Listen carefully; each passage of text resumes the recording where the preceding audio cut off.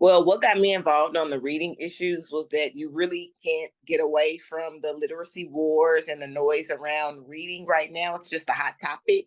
But it really wasn't until we started talking to parents one on one did we actually start hearing the real problems. And while parents kind of were aware that there was an issue, um, they didn't know that there was a true literacy problem until we brought them in for these assessments because they were trusting the report cards, but we knew that that was a huge discrepancy, and their report cards were subjective. So that's kind of one of the main things that got us involved. The biggest obstacle for us to change is parent agency. After talking to so many parents, we just felt that we needed to take matters into our own hands, and we set out to find an assessment that was rooted in the science of reading that we can use for our literacy assessments.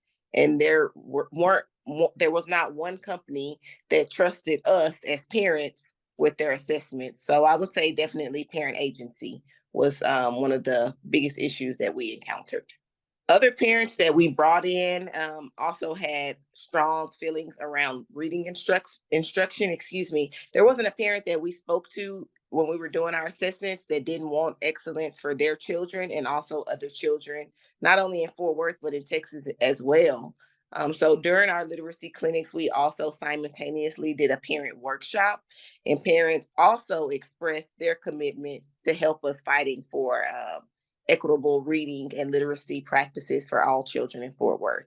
So they are behind us. We are constantly meeting with more parents to bring them on boards, but definitely all of the parents that we met with during the month of July also want to see a strong push for equity around our children's literacy.